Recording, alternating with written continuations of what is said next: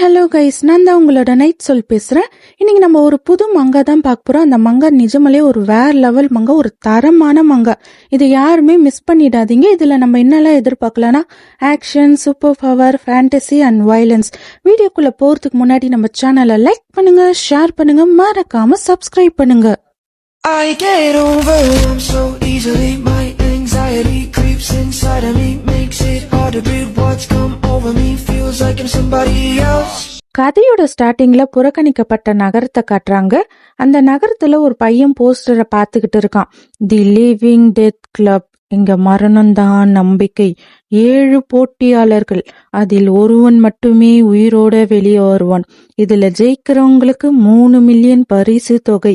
இவன் தான் நம்ம கதையோட ஹீரோ. இவனோட பேர் மூன். சோ நம்ம மூணுன்னு கூப்பிடலாம். என்னது 3 மில்லியனா? நான் இதுல ஜெயிச்சேன்னா அவனுக்கு அதை வாங்கி தரலாம்ல.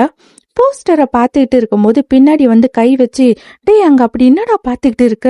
அதுக்கு மூணும் பதட்டமா, அங்க ஒன்றும் இல்லை, நான் ஒன்றும் பார்க்கலன்னு சொல்லிட்டு அப்படியே மறைக்கிறான். நிஜமாவான்னு சொல்லி தலைய சாச்சி, தி லிவிங் டெத் கிளப்பு, மரணம் தான் நம்பிக்கையா? பைத்தியக்காரத்தனமா இருக்கு. இந்த மாதிரி வசனத்தை சில்வர்காரன் தான் எழுதியிருப்பானுங்க. அவனுங்களுக்கு நம்ம உயிர் விளையாட்டா போச்சு. நம்மளே ஒருத்தருக்கு ஒருத்தர் கொன்னுக்கிறத பார்த்து ரசிச்சுட்டு இருக்கானுங்க. இது ஒரு கேம்னு வேற நடத்துறானுங்க. அது சரி, நீ இதுல பார்ட்டிசிபேட் பண்ணணும்னு நினைச்சு கூட பார்க்கலையே. அதுக்கு 3 சேச்ச, கண்டிப்பா இல்லடா. அப்ப நல்லதா போச்சு, உன்னை வளர்க்கறதுக்கு ரொம்பவே கஷ்டப்பட்டேன். சரி அதை விடுடா, நமக்கு சாப்பாடு கிடைச்சுதா? ஹா ஹா ஹா, 29. இங்க பாத்தியா, இன்னைக்கு நைட்டு ஒரு வேட்டை தான். இது யாருன்னு பாத்தீங்கன்னா மூனோட தோஸ்து. இவன் பேர் ஆல்வின். சோ நம்ம ஆல்வின் இவனை கூப்பிடலாம். மூணு அதை பார்த்துட்டு சந்தோஷப்படுறான். அப்படியே ஒரு செகண்ட் அவன் முகம் மாறுது. ஆல்வினோட கைய பார்த்துட்டு இதுக்கு மேல தாமதப்படுத்த கூடாது, முன்ன விட அவன் கை அழுகிட்டு வருது. அப்ப ஆல்வின் உடனே சாப்பாடை மறைச்சிட்டு, நம்ம சாப்பாடை யாருன்னா பார்த்துட்டா பெரிய பிரச்சனை ஆயிடும், ஃபர்ஸ்ட் வா நம்ம வீட்டுக்கு போலான்னு சொல்லிட்டு நாய்க்குட்டி இழுத்துக்கிட்டு போற மாதிரி அவன் மூணை இழுத்துக்கிட்டு போகும்போது அப்ப அங்க 2 பேர் சண்டை போட்டுக்கிட்டு இருக்கானுங்க. அது எந்தி என்கிட்ட கொடுத்துருங்கன்னு, மரியாதையா உடுடா இல்ல உன்னை கொன்னுடுவேன்னு. கிழட்டு பையிலே, உனக்கு இதை சாப்பிடறதுக்கு முதல்ல பல்லு இருக்கா? ஒழுங்கா இதை விடுடா கிழவா. உன் பொக்க வாய வச்சுக்கிட்டு நீ சாப்பிட வீணாக்கிறதுக்கு நீ செத்து போயிடலாம். அவன் அந்த சாப்பாடை எடுத்துக்கிட்டு வண்டியில ஏறிக்கிட்டான். தயவு செஞ்சு என்கிட்ட கொடுத்துருங்க பிளீஸ்ன்னு கத்துறான்.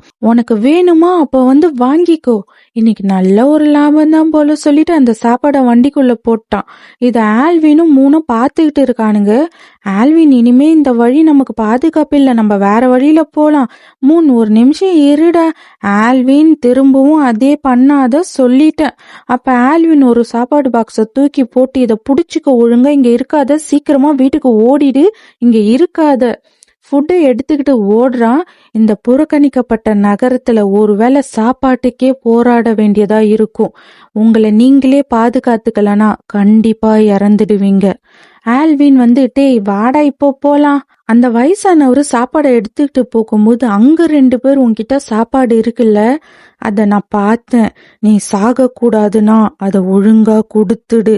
இங்க இறக்க குணமும் நம்பிக்கை மனிதாபிமானம் இந்த நகரத்துல அதுக்கு இடமே இல்லை. ஏன்னா இது கடவுளால் கைவிடப்பட்ட நகரம். மூன் வந்து, ஆல்வின் உன்னோட சாப்பாடை கொடுத்துட்ட, டேய் நம்ம ஆஃப் ஷேர் பண்ணிக்கலாம்டா. அதெல்லாம் முடியாது, பசிய தீக்கிற ஹீரோவா நீ மட்டும் இரு, நான் இல்லப்பா. மூன், என் சல்ல குட்டி இல்ல, என் பட்டு குட்டி இல்ல, எனக்கும் கொஞ்சம் தாடா.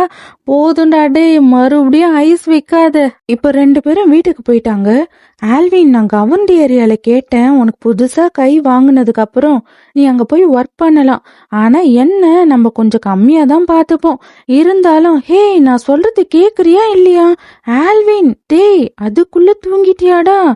ஆல்வின் நல்லா கொரட்டை விட்டு தூங்கத்தை பார்த்துட்டு மூணு பெட்ஷீட் எடுத்து போத்தி விடுறான். அப்ப ஆல்வினோட கையை எடுத்து பார்த்துட்டு அப்படியே அவன் நடந்ததை யோசிச்சு பாக்குறான். ஆல்வினும் மூணும் சின்ன வயசுல, மூணு நானும் உன் கூட வரேன்டா. அதெல்லாம் வேண்டாம், நீ இங்கேயே கொஞ்ச நேரம் இங்கேயே வெயிட் பண்ணு, நான் வந்துடுறேன். சரிடான்னு சொல்லிட்டு வெயிட் பண்ணிக்கிட்டு இருக்கும்போது அப்ப சடனா ஆல்வினை ஒரு கை பிடிச்சி இழுக்குது. ஆல்வின், நான் வாங்கிட்டேன்னு சொல்லி பார்க்கும்போது அங்க இருந்து சந்துல இருந்து சத்தம் கேக்குது. அந்த சத்தத்தை கேட்டு ஆல்வின் கூப்பிட்டுக்கிட்டு போறான். அப்ப சடனா மூன் செம்ம ஷாக் ஆகுறான். அப்படியே அவன் வாங்கின சாப்பாடை கீழே போட்டுட்டு பாக்குறான். ஆல்வின் வலியோட ரத்த வெள்ளத்துல இருக்கான். மூன் என்னை காப்பாத்து கத்துறான். அங்க ஒருத்தவன் உனக்கு இந்த கை வேணுமா, டேஸ்ட் பண்ணி பாக்குறியான்னு கேக்குறான். அந்த கை ஆல்வினோடது. மூன் கத்தி அழுகுறான். அப்போ மட்டும் நான் ஆல்வின் விட்டு போகாம இருந்திருந்தா இந்த மாதிரி எதுவும் நடந்திருக்காதுல்ல சொல்லி ஃபீல் பண்ணிட்டு இருக்கான் மூன். ஆல்வின், நீ எனக்காக வெயிட் பண்ணு, நான் உனக்கு ஒரு புது கை வாங்கி தரேன், நான் விடியறதுக்குள்ள சீக்கிரமா வந்துடுவேன் சொல்லிட்டு மூன் ஷட்டரை க்ளோஸ் பண்றான். 10, 9 டைமிங் ஓடுது. அப்போ மூனோட மூஞ்சில ஃபேஸ்லாம் அடிபட்டு வாயில ரத்தத்தோட, நான் கண்டிப்பா இந்த 3 மில்லியன் அடைவேன். இந்த உலகம் பவர்ஸால ஆளப்படுது. அந்த பவர்ஸ ரிங் மூலியமா பிரிக்கிறாங்க. ஹெவன்லி சிட்டி, அந்த நகரத்துல எப்பவுமே வெளிச்சமும் செல்வம் செழிப்பா எப்பவுமே இருக்கும். அதுக்கு அடுத்ததா இருக்கிறது கவர்ன்ட் ஏரியா. இங்க பிசினஸ் நடக்கிற இடம். இங்க எப்பவுமே பரபரப்பாவே இருக்கும். கடைசியா இருக்கிறது புறக்கணிக்கப்பட்ட நகரம். இங்க எப்பவுமே இருளோட பசியும் பஞ்சமாவே இருக்கும். இங்க எல்லா குழந்தையும் அவங்களோட 8வது வயசுல அவங்களோட பவர் லெவலை செக் பண்ணுவாங்க. அவங்களோட பவர்ஸ் லெவலுக்கு ஏத்த மாதிரி ரிங்ஸ் தருவாங்க. அவங்களுக்கு கொடுக்கப்பட்ட ரிங்ல அவங்களோட பவர்ஸ் அப்புறம் அவங்களோட டீட்டெயில்ஸ் எல்லாமே இருக்கும். கிட்டத்தட்ட ஆதார் கார்டு மாதிரி. அந்த ரிங்ஸை 5 கலரா பிரிக்கிறாங்க. அதுல ஃபர்ஸ்ட் என்னன்னா சூப்பர் கோல்டு, செகண்ட் என்னன்னா அட்வான்ஸ் சில்வர், தேர்ட் என்னன்னா பிரவுன்ஸ், ஃபோர்த் என்னன்னா கிரே, ஃபிஃப்த் என்னன்னா பிளாக். இப்ப அப்படியே அந்த கிளப் ஆளுங்க பிளேயர்ஸை செலக்ட் பண்ணிட்டு இருக்காங்க. 3க்கு முன்னாடி ஒருத்தவன் செக் பண்ணிட்டு, நீ பரவாயில்ல சரி இருந்தாலும் உள்ள போ. இப்போ 3ஓட டர்ன் வந்துடுச்சு. அந்த கிளப் ஆளுங்க ஸ்கேன் பண்றாங்க. அப்ப அவனுக்கு எரர்ன்னு வருது. அந்த 2 கார்ட்ஸும் என்னது எரர் அலர்ட்டான்னு பார்த்துட்டு 3 சந்தேகப்படுறானுங்க. அதுக்கு 3 இங்க பாருங்க, நான் எப்பவுமே சாப்பாடு வாங்கும்போது இதே மாதிரிதான் வருஷக்கணக்கா வந்துகிட்டு இருக்கு, அது ஒன்றும் பெரிய பிரச்சனை இல்லை. அந்த காட்ஸ் 2 பேரும் பேசிக்கிறானுங்க. இதுக்கு முன்னாடி இது மாதிரி நடந்திருக்கா? அதுக்கு இன்னொருத்தவன், எனக்கு தெரியாது, ஆனா இது இங்க முக்கியம் இல்ல, இவன் கவர்ன்ட் ஏரியாக்குள்ள போறதுனால நம்ம ஜாக்கிரதையா இருக்கணும். சரி, அவனை மறுபடியும் ஸ்கேன் பண்ணுவோம். ஓகேன்னு சொல்லிட்டு ஸ்கேன் பண்றான். அப்பவும் எரர் தான் வருது. அதுக்கு அந்த காட்ஸ் வந்து, வாய்ப்பில்ல ராஜா, நீங்க இருந்து கிளம்புன்னு சொல்றான். அப்ப லைன்ல நிக்கிற ஒருத்தவன், டேய் தம்பி, லைனை விட்டு போறியா, உன் பின்னாடி நிறைய பேர் நின்னுகிட்டு இருக்கும். 3 அதை கண்டுக்காம இருக்கான். அப்ப பின்னாடி இருந்தவன் 3 சாப்புன்னு மண்டை மேலேயே வச்சு, நான் உன்கிட்டதான் சொல்லிட்டு இருக்கேன், நீ காதுல வாங்குறியா இல்லையா? இத ஒரு 4 பேர் பாத்துக்கிட்டு அங்க என்னடா நடக்குதுன்னு பாக்குறானுங்க. அடிச்சவனை திரும்பி பாக்குறான். அப்ப டே பொடிப்பையிலே, என்னடா இங்க பாக்குற? 3 மறுபடியும் அவனை கண்டுக்காம, என்னைய திரும்பவும் ஸ்கேன் பண்ணி பாருங்க, நான் இதுல கண்டிப்பா கலந்துக்கணும் சொல்லும் போது, அப்போ வீரன் உணர்ந்தான் வரும் போகும் ஆபத்தை. அவன் இடுப்பை வலப்பக்கம் திருப்பி வந்த ஆபத்திலிருந்து தப்பினான். வந்த ஆபத்தோ சிலுக்கு மரமே சிலுக்கு மரமேன்னு சறுக்கிக்கிட்டு விழுந்தது. காட்ஸ் 2 பேரும், இவன் நல்லா இருக்கான்பா, நல்லா இருக்கான், அத நானும் ஒத்துக்கிறேன். அந்த 4 பேர் பார்த்துக்கிட்டு இருந்தவனுங்க, அதுல ஒருத்தவன் 3 உன்னிப்பா பாக்குறான். சருகு மரம் இப்ப அங்க வலியோட புடிச்சுக்கிட்டே, டேய் உன்னைய நான் குறைச்சி எடை போட்டேன்டா, உன்னைய கொல்லாம விட மாட்டேன்னு சொல்லிட்டு கத்திய எடுக்கிறான். அப்ப அந்த 2 காசும் அவனை நிறுத்திட்டு, 3 நீ செலக்டட் பஸ்ஸுக்குள்ள போ. 3 தேங்க்ஸ்ன்னு சொல்லிட்டு உள்ள போயிட்டான். காட்ஸ் வந்து, நில்லுடா தம்பி, ரொம்ப துள்ளாத, அவனை கொல்லணும்னா கேம்குள்ள கொல்லு. அதுக்கு அவனும் மனசுக்குள்ள, ரொம்ப இவன் மாதிரி பேசுறான், இவனே சில்வருக்கு எடுபுடி வேலை செஞ்சுக்கிட்டு இருக்க பிரவுன்ஸ் வந்துட்டான் சொல்றதுக்கு. இந்த 4 பேரு 4 விதமா பேசுவாங்க, அது இவனுங்க தான் போல. அதுல ஒருத்தவன், இவனுக்கு கண்ணு தெரியுதா இல்லையா, என்னைய துரத்தி விட்டு அந்த சப்பி போட்ட குரங்க சூஸ் பண்ணியிருக்கான், அவனை விட நான் எல்லா விதத்திலயும் நல்லா தான் இருக்கேன். அதுக்கு அந்த கிரீன் டிஷர்ட்டு, டேய் கேம்ல ஸ்ட்ராங்காவும் அப்புறம் வீக்காவும் இருந்தாதான் ஃபன் இருக்கும், அவனை பாரு, நல்லா பல பலன் பாலிஷ் போட்ட மாதிரி இருக்கான், அவன் ஸ்டேஜில் காலி ஆனானா அது பெரிய ஹிட் ஆகும்ல. நீ சொன்னதும் சரிதான், அவங்க அடி வாங்கறது பார்க்க ஆர்வமா இருக்க. அப்போ சிகரெட் அடிச்சிட்டு இருக்குவேன், உன்ன மாதிரி முட்டாள் நிறைய இருக்கறதுனாலதான் பவர்ஸ் இருக்கிறவனுங்க எந்த பவரும் இல்லாத மக்களை பிளாக் ரிங் கொடுத்து குப்பை மாதிரி நடத்துறானுங்க. அப்படியே அவனோட சிகரெட் அணைச்சு தூக்கி போட்டு நீங்க சந்தோஷப்படணும் உங்களை சூஸ் பண்ணலன்னு. ஏன்னா இன்னும் கொஞ்ச நாள் நீங்க உயிரோட இருப்பீங்க. அப்ப அவனுங்க டேய் என்னடா சொன்ன? இன்னொருத்தன் நீ மட்டும் என்ன பெரிய இவனா, உன்னையும் சூஸ் பண்ணாம தானே இங்க இருக்க. ஹே, நீங்க ஒரு விஷயம் தப்பா புரிஞ்சிட்டீங்க. நான் வெறும் தம் அடிக்க தான் வந்தேன். அப்ப அவனுங்க டேய் அங்கேயே இருடா, அதுக்கு என்ன அர்த்தம்? கூட இருந்தவன் டே இருடா, இவனை நான் எங்கேயோ பார்த்த மாதிரியே இருக்கு. அதுக்கு அவனும் இன்னுமா நான் யாருன்னு தெரியல. அப்ப நான் இன்னும் கேம் ஜெயிச்சது பத்தலையோ சொல்லிட்டு அவனோட முடிய அப்படியே தூக்கி விட்டு இப்ப தெரியுதாடா. அவனுங்க 2 பேரும் அதிர்ச்சி ஆகுறானுங்க. டேய் அவன் தான்டா நில் ஹட்சன், லிவிங் டெத் கிளப்போட முடிசூட மன்னன், 8 தடவை தொடர்ச்சா ஜெயிச்சவன்டா. ஹே நில், சீக்கிரமா உள்ள போ, பஸ்ஸ மிஸ் பண்ணிடாத.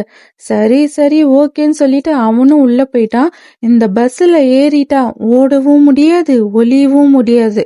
இப்ப கவர்ன்ட் ஏரியா சிஸ்டம் லைப்ரரியில ஒருத்தவன் எதையோ பார்த்துட்டு அவன் சிரிக்கிறான். அந்த கண்ணு பார்க்க அவ்வளவு மாதிரியே இருக்கு. நீதான் கடவுளோட மகனா? மூன் பஸ்ல யோசிச்சுக்கிட்டு இருக்கான். நான் பொழுது விடியறதுக்குள்ள வந்துட்டேன்னா ஆல்வினுக்கு வெளியே போனதே தெரியாது. ஒருவேளை அப்படி தெரிஞ்சது அவன் என்னைய கொத்து போராட்டா போட்டுடுவான். அப்போ மீண்டும் வீரன் உணர்ந்தான்.